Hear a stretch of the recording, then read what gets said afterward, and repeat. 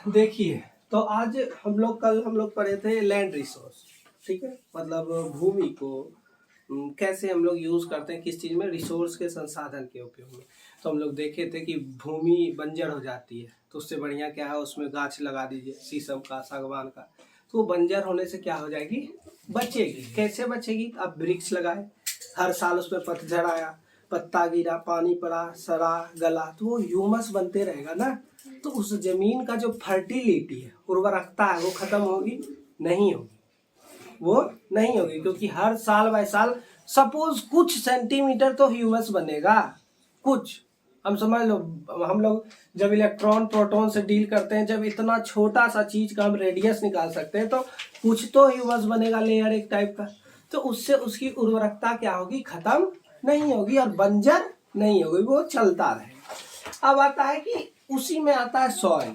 Land को हम लोग देखे कैसे रिसोर्स में यूज करते हैं। बना दिए डक बंगला, मंत्री जी आ रहे हैं, अब जितना मंत्री जी आ रहे हैं, प्रेस कॉन्फ्रेंस हो रहा है, उतना उसको भाड़ा जा रहा है, तो लैंड है, रिसोर्स के रूप में यूज हो रहा है। लैंड है, बना दिए कुछ हवा महल जैसा एगो घर, कुछ न कुछ तुमको आता ही रहेगा, संसाधन है, चल रहा है। विवाह भवन बना दिए, अब साल में जितना विवाह हुआ तुम पैसा समेट लो। तो लैंड को एनी हाउ किसी न किसी चीज में तुम रिसोर्स के तरह यूज करोगे, ठीक है। तो उसी में लैंड में आता है सॉइल, मृदा, ठीक है। तो अब आता है कि soil is the most important renewable natural resource. Soil जो है मोस्ट रीन्यूएबल रिसोर्स है। रीन्यूएबल रिसोर्स हम पहले ही बताए थे कि वैसा पुनः, न्यू, नया, एबल मतलब सक्षम, मतलब पुनः हम उसको नया बना सकते हैं। कैसे? तब तुम दशरथ मान जी के जैसा लेके बैठ जाना, मिट्टी तो पत्थर तोड़ते रहना, पानी देते रहना तो मिट्टी बनेगा, ऐसा नहीं है। वो खुद ब खुद बनता है। भूकंप आया या वर्षा आया, या जनरली समझ लो कि जहां से हमारी नदियां निकलती है, गंगा, यमुना, सरस्वती, तो तुम जानते हो कि नदी जो है वो पत्थर से टकराते हुए आती है, और वो छोटा छोटा छोटा छोटा पत्थर आपस में टकराने के कारण एक मृदा का रूप ले लेता है, मिट्टी, सॉइल का रूप ले लेता है। या हम लोग जानते हैं कि नेचुरल फैक्टर जो इफेक्ट करता है सॉइल को बनने में, फॉर्मेशन ऑफ सॉइल में, वो होता है कि रेन वाटर, सनलाइट, विंड, पानी पड़ा, धूप हुआ, पत्थर आपस में गिरा, टकराया, तो वो क्या होता है, धीरे धीरे एक लेयर बनने लगता है, एक पाउडरी रूपी जो बन जाता है वही सॉइल हो जाता है। आज हमारे घर के तरफ चलेंगे तो आपको 2-3 प्रकार का सॉइल देखने के लिए मिलेगा। मेरे घर से थोड़ा सा 1 किलोमीटर आगे जाओगे तो तुमको लाल मिट्टी मिलेगा। क्यों? क्योंकि वहां पर पहाड़ है। मेरे घर पास तुमको हल्का सा काली मिट्टी मिलेगा। क्यों? क्योंकि हम लोग पहाड़ से थोड़ा सा दूर है। अब मेरे घर से दूर थोड़ा जाओगे 1.5-2 किलोमीटर, तो गंगा का क्षेत्र है, तो वहां तुमको ये एलुवियल सॉइल मिलेगा, जलोढ़ मृदा। क्यों? क्योंकि वहां हर साल बाढ़ से भस करके ये जलोढ़ मिट्टी आती है, ठीक, न्यू मिट्टी, ठीक। अब आता है कि soil is the most important renewable resource of natural resource, प्राकृतिक, रिन्यूएबल और मोस्ट इंपॉर्टेंट है, सबसे महत्वपूर्ण। सॉइल नहीं तो कुछ नहीं। हवा में घर बनाओगे, हवा में उपजाओगे धान, हवा में साइकिल चलाओगे नहीं, तो सॉइल नहीं तो कुछ नहीं। अब आता है कि it is medium of plant growth, ये एक साधन है किस चीज का हुआ, तो प्लांट ग्रोथ का। प्लांट है तभी हम लोग हैं, प्लांट है तब ना ऑक्सीजन ले रहे हैं, और हम लोग फूड के लिए भी डायरेक्टली और इनडायरेक्टली डिपेंडेंट है किस चीज पे, प्लांट पे, सॉइल पे, हाँ ठीक है, सॉइल पे ये सॉइल किससे, तो प्लांट, ठीक। तो अब आता है कि and support different types of living organism, अलग अलग तरह के लिविंग ऑर्गेनिज्म रह रहे हैं। जैसे गाय का दूध खाते हो, ठीक, पीते हो, तो गाय क्या खा लेती है, अब ये घास, घास कहाँ होता है, सॉइल में। ऐसा थोड़ी है कि उनको कुछ कुछ खिला दोगे ये सब तो हो जाएगा, तुम्हारा काम चल जाएगा, नहीं। तो अब आता है कि on the earth the soil is living system, एक जीवित है। अगर आप समझिए या ना समझिए, लेकिन अगर इनडायरेक्टली रूप में हम देखें तो वो एक जीवित है, ठीक है। ऐसे तो वो हम लोग जान रहे हैं शुरुआत में ही अबायोटिक में आया है, सॉइल है, रॉक है, लेकिन अगर सही में देखा जाए पुनः चक्र होता है, इसका चक्र होता ही रहता है।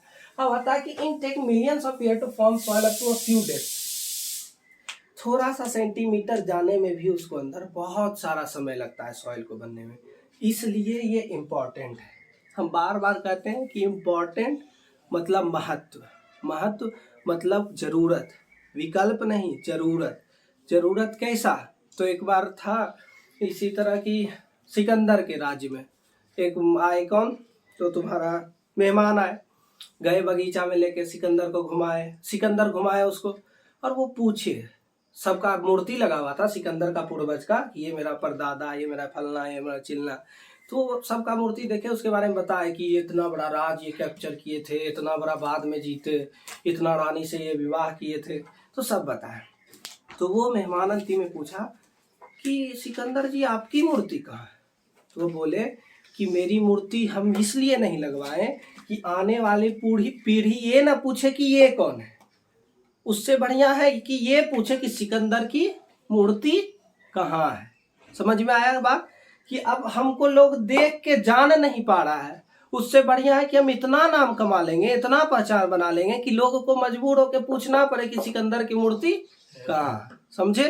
तो किसी का जरूरत, विकल्प नहीं, ऑप्शनल मत रहो, जरूरत। लिटरेचर सब्जेक्ट हिंदी रहना ही पड़ेगा, फिजिक्स रहना ही पड़ेगा, ऐसा अंगिका ऑप्शनल सब्जेक्ट है, फिजिकल एजुकेशन ऑप्शनल है, कंप्यूटर ऑप्शनल सब्जेक्ट है, तो जरूरत बनो। अब आता है कि तुम्हारा क्लासिफिकेशन ऑफ सॉइल, वर्गीकरण किस प्रकार से किया गया है। तो सबसे पहली बात है कि on the basis of factor responsible for soil formation, colour, ये क्या है? कलर। ये क्या है? कलर। तो उसके रंग के हिसाब से भी क्लासिफिकेशन ऑफ सॉइल हम लोग करते हैं। अब आता है कि थिकनेस, मोटाई के भी हिसाब से हम लोग उसका करते हैं। अब आता है कि गठन टेक्सच्योर के हिसाब से किस तरह से उसका गठन हुआ है, कि गंगा ब्रह्मपुत्र की जो बहती हुई जो मिट्टी आती है वो कौन सी मिट्टी है, फलना है। अब आता है एज, एज को किस तरह से जानेंगे? तो ये है खादर, ये है बांगर, इसको एज से ही ना जानते हैं। बांगर मतलब सीधी सी बात है कि नई मिट्टी, जलोढ़ मिट्टी, और उसमें आपकी उर्वरकता क्या होती है? ज्यादा होती है, ठीक। और खादर आपकी पुरानी मिट्टी, जलोढ़ मिट्टी, जिसमें क्या आता है। तो क्या ये एज पे डिपेंड हुआ? बिल्कुल हुआ। अब आता है, कहाँ थे हम? हाँ, as on the chemical and physical properties. Chemical और फिजिकल प्रॉपर्टी देखोगे कि काली मृदा में हम लोग कपास उगाते हैं, रुई का खेती करते हैं, तो इस प्रकार से उसका केमिकल और फिजिकल प्रॉपर्टी क्या है, उसके हिसाब से भी हम इसका क्लासिफिकेशन करते हैं। अब आता है कि the soil of India are classified into different types. तो भारत का जो सॉइल है उसको अलग अलग प्रकार से बांटा गया है। जैसे कि हम देखेंगे कि अभी लक्ष्मी पूजा है, तो लक्ष्मी जी की जो मूर्ति बन रही है उसमें अलग तरह का मिट्टी यूज हो रहा है। तुम लाल मिट्टी से बनाओगे तो वो बनने वाला है नहीं, उसमें क्लेई सॉइल यूज होता है। क्ले समझते हो ना, उसमें क्लेई सॉइल यूज होता है, ठीक। तो अब आता है कि एलुवियल सॉइल। सबसे पहली बात है जलोढ़ मृदा, और जलोढ़ में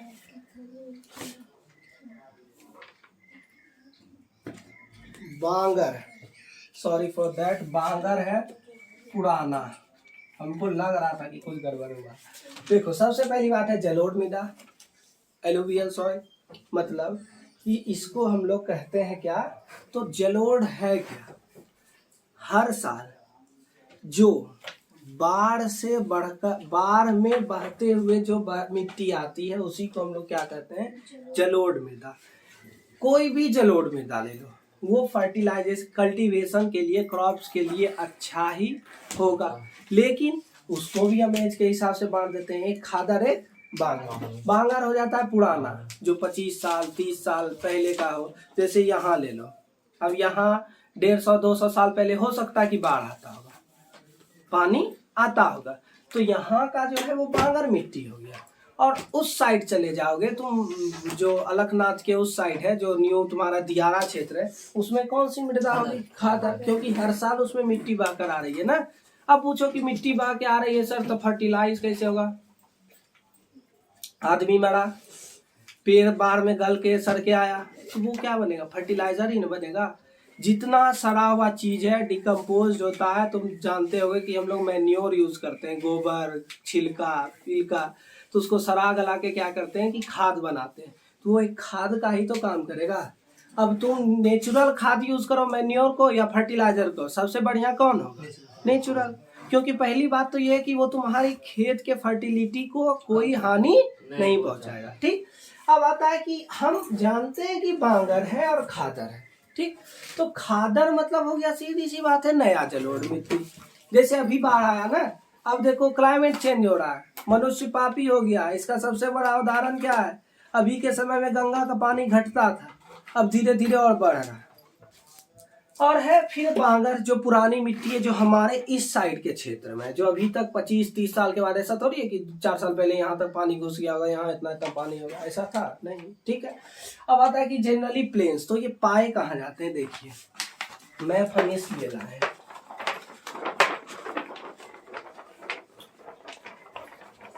देखो ये जो क्षेत्र है, ये हरा हरा दिख रहा है तुमको, यही जनरली मैदानी जो क्षेत्र है तुम्हारा। हम क्या बार बार क्या बोलते हैं कि भारत के पास बहुत सारी नदियां है। ये पॉलिटिकल मैप है, ज्योग्राफिकल बड़ा वाला शायद कहीं है, या बड़ा वाला लिए ही नहीं है। तो देखते हैं कि ये जो हरा वाला है ये क्या है? ये है तुम्हारा सबसे पहली बात कि देखिए, तो यहाँ से हिमालय से बहुत सारी नदियां बहती हुई जा रही है बड़े वाले में। देखो ये देखो यहाँ पर है, देखो ये बह के यहाँ जा रही है बांग्लादेश में। देखो ये ब्रह्मपुत्र आ रही है, जा रही है। तो यही नदी के कारण अगर गौर से देखो तो ये क्षेत्र क्या है? हरा भरा है। क्यों हरा भरा है? हर साल अपने साथ मिट्टी बहा करके ला रहा है ना, और हर साल अपने साथ मिट्टी बहा के ला रहा है, मतलब वहां का फर्टिलिटी रेट क्या होगा? ज्यादा होगा। तुम नहीं भी कुछ उसमें उगाओगे तो घास भी वहां उगेगा, एकदम फिक्स है। तुम अगर वहां पर कुछ नहीं भी उपजा रहे हो तो वहां घास होगा ही होगा। लेकिन अब चले जाओ दूसरे किसी क्षेत्र में, नालंदा के तरफ, वहां ऐसे जमीन छोड़ दो, उसमें होता है घास? नहीं, क्योंकि वो पठारीय क्षेत्र है। अगर बिहार का मैप अभी खोले न, बाद में बिहार, पहले अपना कोर्स पढ़ लेते हैं तब बिहार का बताएंगे।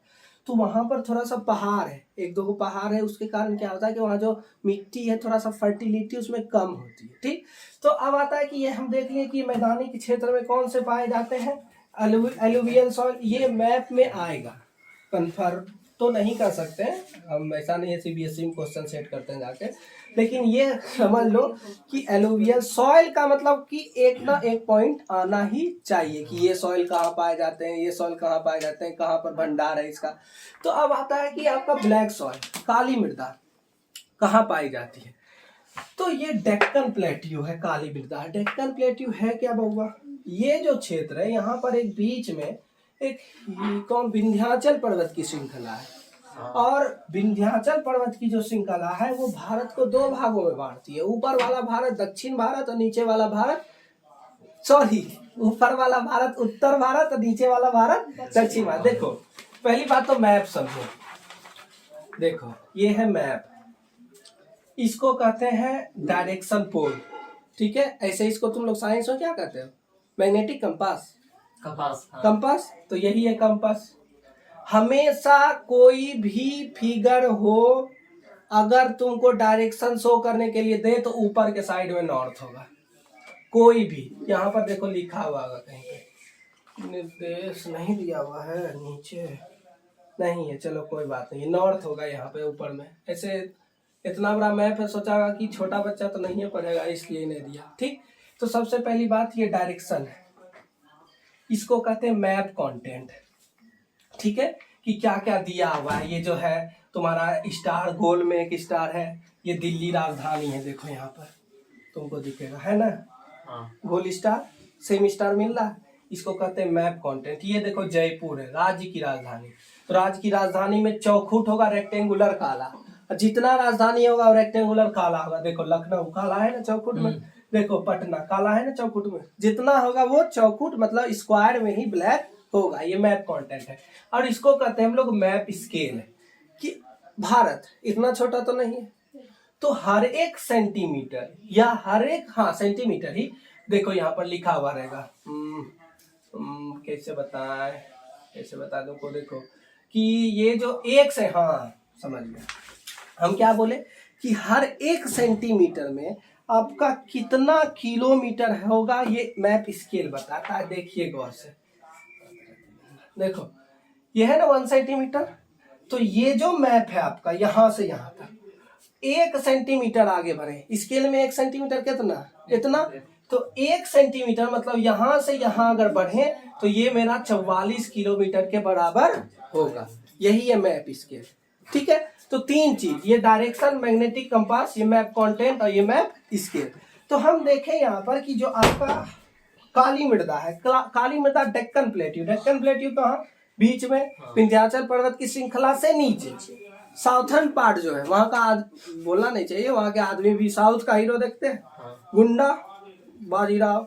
तो उसी तरह से क्या है, यहाँ का सॉइल आपका कैसा पाया जाता है? काला मृदा। अब आता है रेड एंड येलो सॉइल, लाल और पीला। उड़ीसा छत्तीसगढ़ में पाए जाते हैं। कहाँ? उड़ीसा छत्तीसगढ़। देखो यहाँ है छत्तीसगढ़, यहाँ है उड़ीसा। यहाँ जनरली येलो और थोड़ा थोड़ा महाराष्ट्र में भी पाया जाता है। ऐसे तो सही में देखो तो सब जगह का सॉइल थोड़ा थोड़ा सब जगह पाया गया, लेकिन जो मेन उसका भंडार है वो कहाँ पाया जाता है? ऐसा हम लोग गंगा के मैदानी क्षेत्र में आते हैं, तो ऐसा है कि जमालपुर में पीला मृदान है, लाल मृदान है? बिल्कुल है। सब जगह कुछ ना कुछ वैसा मिट्टी होगा। ठीक, तो अब आता है कि क्या बता रहे थे? Red and yellow soil. Red and yellow soil ये छत्तीसगढ़ और तुम्हारा उड़ीसा में देखो सबका ना संरचना हुआ है। सबसे पहली बात अगर समझने का प्रयास करो तो यहाँ से नदी बहते हुए आ रही है, तो यहाँ आपका ग्रीन है, और ग्रीन के बाद जनरली लाल पीला यहाँ आ गया, और उससे नीचे जाओगे तो काला ब्लैक सॉइल। ग्रीन के यहाँ सबसे पहली बात यहाँ देखो, ये ग्रीन है ना, देखो इसको यहाँ पर देखो लाल पीला तुमको सॉइल दिख रहा है कुछ? ठीक, ये भी छोटा छोटा सॉइल, ये तुम्हारा ब्लैक सॉइल भी यहीं पर होता है। अब आता है कि जो तुम्हारा लेटराइट मृदा है, इसको महाराष्ट्र में पाया जाता है। लेटराइट मृदा जनरली होता क्या है कि उच्च तापमान और अधिक वर्षा वाले क्षेत्र, महाराष्ट्र, वहाँ एक चादर का डेली हमेशा ठंडा रहता है। क्यों? क्योंकि कोस्टल एरिया है, और कोस्टल एरिया का टेम्परेचर और वो जो तुम्हारा वो होता है मौसम, क्लाइमेट तो नहीं कर सकते, क्लाइमेट दूसरा चीज है। वेदर मॉडरेट रहता है, क्लाइमेट दूसरा चीज हो गया। क्लाइमेट हो गया किसी एक विशेष क्षेत्र में 25 से 30 साल के अंदर जैसा आपका वेदर रहा, एवरेज वेदर रहा सामान्यतः, उसी को हम लोग क्लाइमेट कहते हैं। जैसे हम लोगों का भारतीय का मानसूनी है, क्योंकि हर साल मानसून आता है हर एक साल पे और वर्षा दे करके चला जाता है। तो किसी एक विशेष क्षेत्र में 25 से 30 साल तक जो चलते आ रहा उसी को हम लोग क्लाइमेट कहें। ठीक है, और मतलब उसको क्या कहे थे हिंदी में भी क्लाइमेट को? वेदर मतलब मौसम, जलवायु, क्लाइमेट मतलब जलवायु। ठीक है, अब आता है कि क्या बताए तुमको? लेटराइट मृदा। तो जहाँ तापमान ज्यादा हो और जहाँ पर तुम्हारा वर्षा भी ज्यादा हो, समझो बात को। महाराष्ट्र है ना कि दिन में धूप ऐसा है कि नहीं होता है, कड़ा धूप होगा, और जो कोस्टल एरिया में जो सैंड होगा, हम बार बार, या तुम खुद भी समझ सकते हो, जितना जल्दी बालू धीपेगा उतना जल्दी ठंडा भी होता। दिन में पूरा गर्म हो गया बालू, रात में क्या हो जाएगा? ठंडा। 6-7 के या 5-4 के भी बुक में अब तो इतना प्राइवेट स्कूल है ऐसा चलाने लगा है बुक कि क्या होता है कि 4-5 में बच्चा इतना पढ़ने लगता है ना कि पगला जाएगा। 8 में देख ले कूलम्स लॉ दे ले, अब बर्मा में कूलम्स लॉ, फोर्स में झूठो टेंशन दे दिया सबको बच्चा को। तो अब क्या होता है कि क्या बता रहे थे तुमको? हाँ, जितना जल्दी तुम लैंड ब्रिज और सी ब्रिज पढ़े होगे, शायद नाम सुना होगा, पढ़ा तो नहीं होगा, ध्यान में नहीं होगा। तो जितना जल्दी तुम्हारा वहां पर सैंड गर्म हुआ उतना जल्दी ठंडा हुआ, मतलब टेम्परेचर हाई भी है तो टेम्परेचर लो भी, और वर्षा भी होते रहती है हर एक सप्ताह में 1 बार 2 बार। वैसा नहीं मूसलाधार की बाढ़ आ गया, महाराष्ट्र डूब गया, बड़ी खबर निकल करके आ रही है महाराष्ट्र से कि यहाँ पर 10 घर बाढ़ में डूब गए, वैसा नहीं होता है, झिमिर झिमिर होगा, इन्हें कि डूब के गिर गया मर गया आदमी 10 को। ठीक, तो अब आता है कि तुम्हारा एरोइड सॉइल। एरोइड सॉइल क्या है? नॉर्मल मरुस्थलीय मृदा। मरुस्थलीय मृदा है कहाँ? राजस्थान में। वहाँ कोई चीज नहीं है, ज्यादा से ज्यादा कैक्टस मिलेगा तुमको। अगर भूख लगा है तो कैक्टस का कांटा उठा उखाड़ो, मैन वर्सेस वाइल्ड देखते हैं ना, बेयर ग्रिल्स, वही करो, उसका निकाल के खाओ। उसको सब चीज में प्रोटीन है दिखता है, सबको को खाया बोले खूब प्रोटीन है, खूब खूब खाना चाहिए। अब आता है कि फॉरेस्ट सॉइल मतलब वन मृदा। जनरली ये हिमालयस के क्षेत्र में पाए जाते हैं। यहाँ देखो ये जो तुम्हारा क्षेत्र है ऊपर वाला, यही वन मृदा है। वन मृदा क्यों कहते हैं इसको समझो? ज्यादा जंगल पाया जाता है, ज्यादा जंगल है तो वहाँ ह्यूमस भी ज्यादा होगा, और ह्यूमस भी ज्यादा होगा। तुम ऐसे ही समझ जाओ, किसी के घर में अगर पीछे बगीचा होगा, हाँ, अगर 1-8 साल के बाद जाओ या ऐसे भी जाओ, अगर तुम वहां पर झाड़ू नहीं मारते तो वहां पर एक फिसलन हो जाता है। काई तो लगता ही है, वहां पर पत्ता उत्ता गलने के कारण एक फिसलन हो जाता है, स्लीपी टाइप का, क्लेई टाइप का। तो वही हो जाता है तुम्हारा कौन सा सॉइल, फॉरेस्ट सॉइल। ठीक है, तो सॉइल को अब हम लोग डीप में पढ़ेंगे कल। ये सॉइल का ओवरव्यू है, और ऊपर से इसका जो लोकेशन है वो देख लो, एकदम लोकेशन एनी हाउ आएगा ही आएगा।